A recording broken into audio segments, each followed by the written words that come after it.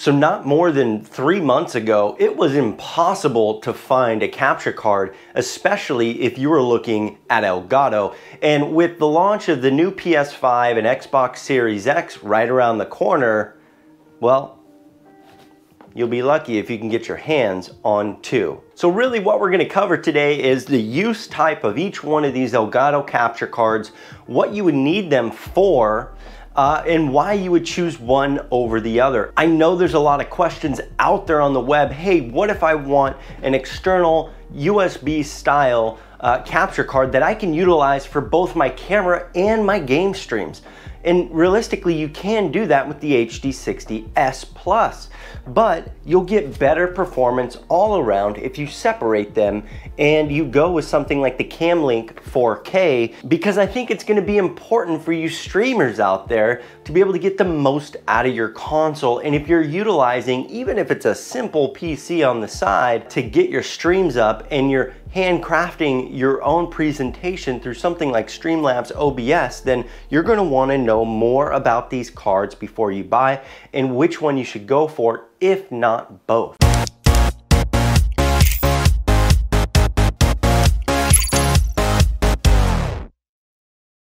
All right, before we go any further, you guys, I want to ask you to like this video, share this video, hit that notification bell so you can see when the channel goes live. But I appreciate you guys and thanks for doing that. Let's skip on forward. So the first thing I want to talk about with you guys is the HD60S Plus and why you need it. If you are getting a next-gen console and you want to be able to stream, capture your stream from that console and send it to your PC to be able to stream online with your own format, again, using something like Streamlabs, then this is gonna be pretty much the entry-level card that you're going to want. It has the specs you need. If you are looking at the HD60S versus the S Plus, there's some definite benefits you're gonna be able to get. The pass-through capability is a 4K 60 frames per second. The 60 is not a 4K 60 frames per second. You can get the HD60 and it will work right now, but it won't actually work for you a couple years from now when you still have that console, and that purchase you're gonna make, the $180, $150 for the HD60, is just not gonna be well worthwhile. Spend the extra $50, get it. So there's some other capabilities that the HD60S Plus has, which is HDR. That is massive because even though you may not get 4K in-game, HDR is a huge enhancement in your gaming capability. We're talking going from 8-bit depth, 16 million shades of color, to 1.07 billion shades of color. If you can take the edge over your competition and actually display HDR, you will get the people with HDR screens. Now there's a ton of PCIe cards that obviously outperform the HD60S Plus, but this guy is super nice because if you have a laptop or maybe you don't like working on computers, you can grab one of these guys and get 4K at 60 frames per second and actual HDR. Now, something to think about is if you are running at a 4K resolution, the pass-through on this device is gonna be 60 frames per second. So if you're using HDMI 2.1, it's not gonna be capable of displaying the 120 frames per second to your monitor, and you'd have to look at other options to be able to get 4K at 120 frames per second, if that's even possible at this time. Just keep that in mind though, the highest pass-through is 4K, 60 frames per second, 1440p, 120 frames per second, 1080p, 120 frames per second. Doesn't go higher than 120 frames per second. It's just not possible. Can't happen. The other thing the HD60S Plus does not have is 4K at 60 frames per second recording capability. So if you need that capability, you will have to go up a bit, but it does pass through that capability, so your streams will be nice and crisp. Very good for next-gen consoles. Now, one of the things I love most about this particular card is I can use it in pretty much any arrangement that I want for the most part. Now, if you need to be able to figure out whether your camera is compatible with the HD60S Plus or this standard 60, Elgato does have a link on their website. You can go check that out. Click there, you'll be able to find if you're on the supported device list. I've successfully hooked up a couple different cameras One was a Nikon, one was a Sony, and then of course my GoPro. The GoPro worked flawlessly. It was super easy. They actually have some settings for live capability that made it super easy to do. It took 2 cables and that was about it. So you have your USB-C and your HDMI, right? You simply just need to plug in, if you're using a camera, these 2 cables.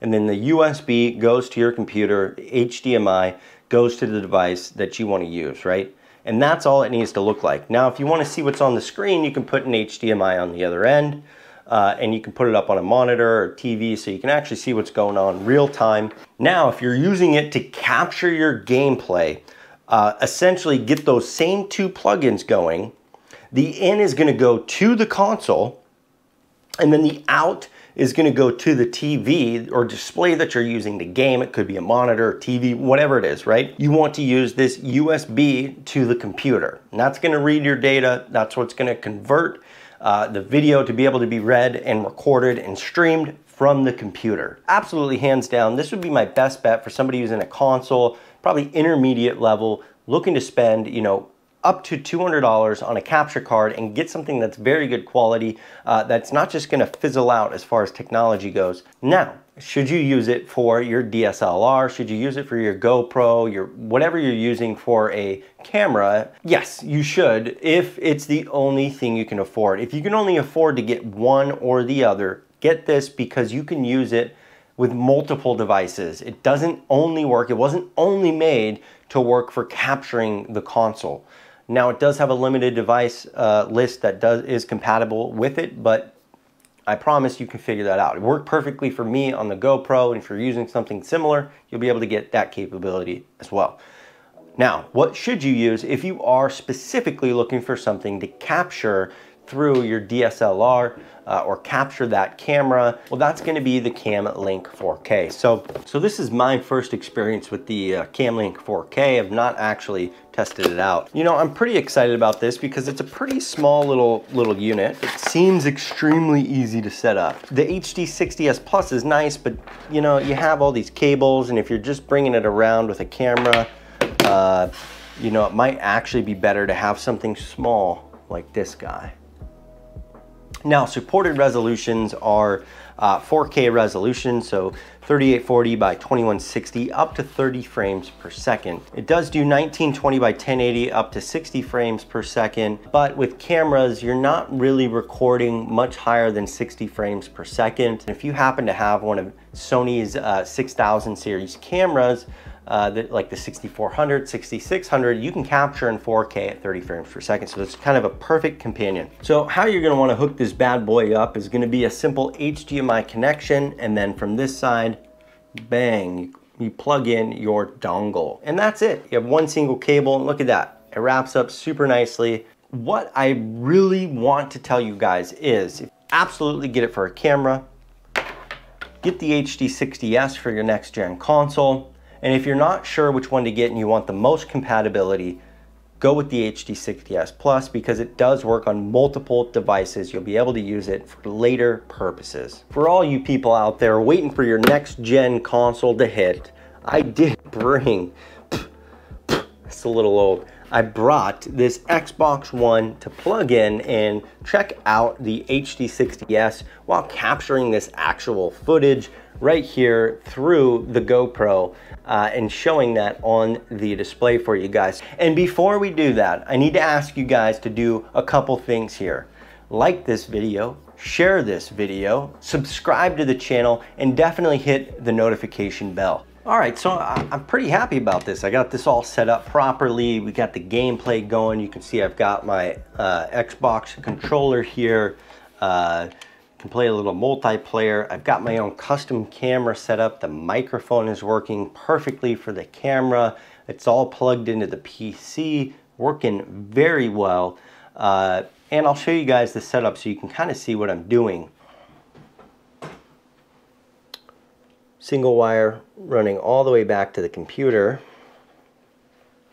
I've got the Xbox here. Got 2 cables. We got power, then our HDMI. I know this is a little funky, you guys. Don't worry about it. We've got HDMI, USB-C, and then to the monitor, to the display. kind of see what we have going on here. You have the gameplay up right here. Then we have right here our streaming capability. So this setup was super easy, you guys. I was just able to add source right here and go to something like video capture device. And in here you can see it specifically references Elgato. So we add source and I can choose game capture or webcam. Now, if this game capture does not come up, hit add new source instead, type out the name that you want, and then click add source and it will search further for more sources. But you can see super easy, both are working flawlessly. I'm able to get in and out of them, no problem whatsoever. And you can see here that my microphone is being picked up via the webcam, my own custom microphone. So very nice here, you guys. So in my opinion, this is definitely not a tough call. The HD60S Plus is going to be where you want to go for your next gen consoles, or above that. Don't go below. Now, if you have any questions here about either one of these devices, let's have a discussion below. I was just excited to get these up and running to show you guys and kind of compare the two softly so you can decide for yourself based on what you see which one you want to buy. But again, I kind of gave you my recommendation, and that's all I can really do here on this channel. So I appreciate you guys watching this far, and if you made it this far in the video, definitely like and subscribe to the channel. Hit the notification bell, because when we go live, I want you guys to be able to access that live right away and support the channel. So without further ado, you guys, I'll catch you in the next video.